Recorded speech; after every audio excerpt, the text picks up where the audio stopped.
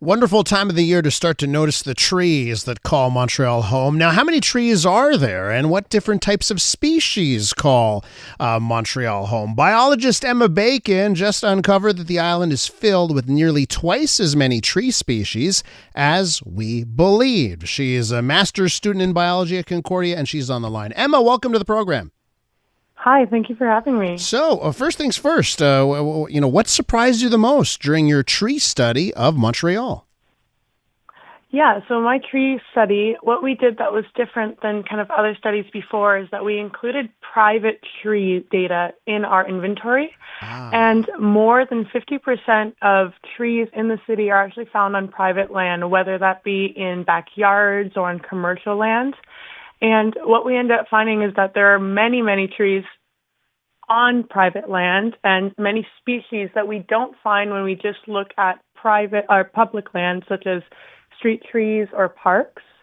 And we found that there was actually over 50 more species in private land in my sample area that were not found in public inventories so far. And what are the benefits there? If we have more species than we thought, different tree species, and more of them than we thought, are any benefits to that for the city? Yeah, so trees in general provide lots of benefits to the city, such as cooling, filtering the air, providing shade.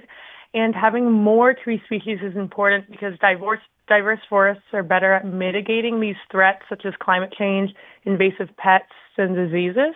And they're more resilient in growing urban environments because each tree provides a different aspect to the urban forest. And Emma, any species that truly surprised you because you're like, whoa, I didn't think this is a type of tree that should be in a climate like Montreal? Any unique stories there? Yeah, so we found lots of exotic and unique species, especially in people's yards. Every person in the city dictates what they plant in their yard and have different preferences. And what we found is there are lots of flowering and especially fruiting trees that are specific to certain areas or found in certain yards.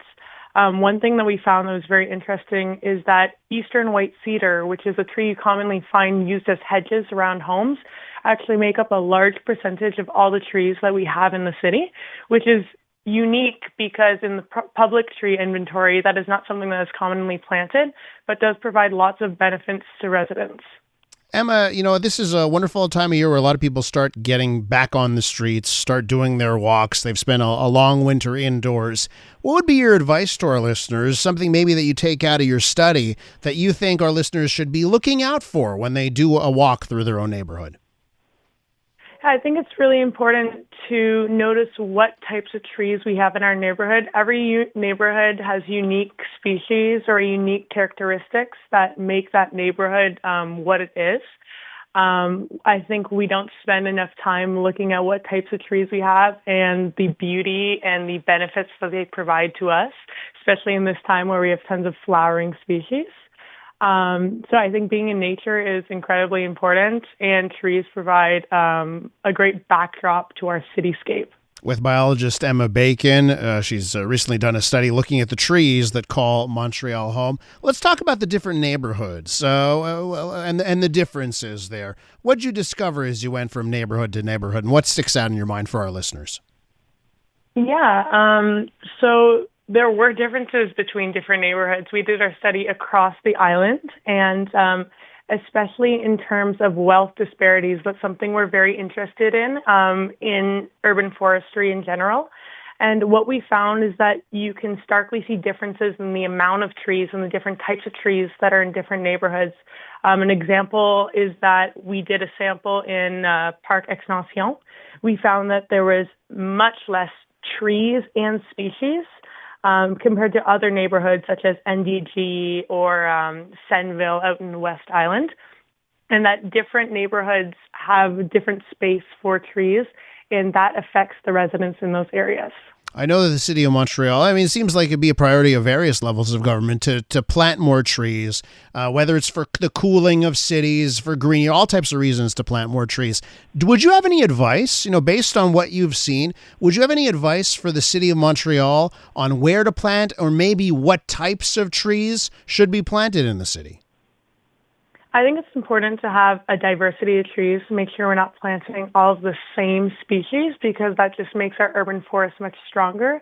And in terms of where to plant trees, it's really important. This research provides us with the context of how many trees are already in neighborhoods and the existing tree species so that we can make informed decisions on which areas are maybe lacking in canopy cover or in tree diversity and how to focus our efforts in certain areas. One of the things that's so interesting is how you looked at private land here. So for our listeners who have got their home, they've got that backyard, they've got that front yard, and they've said to themselves, you know what, we should plant a few more trees here. And they've thought about, well, what kind of tree should I plant? What would you say to our listeners that have thought about adding to that increase in trees on private land? Yeah, I think what's really important is to make sure that we have a diverse forest. Something that we like to recommend, not in terms of specific species, is to look at what your neighbors have in their yard and see how tree species on your yard could complement those species, or maybe plant something unique and different in the area that could provide both happiness to you and your family on your yard, but also become suitable habitat for birds, insects, and overall improve your neighborhood. Is there really a tree for everyone out there? Yes, exactly. All right, Emma, going to leave it there. I want to thank you so much for coming on the show. Thank you so much. Emma Bacon is a master's student in biology over at Concordia University.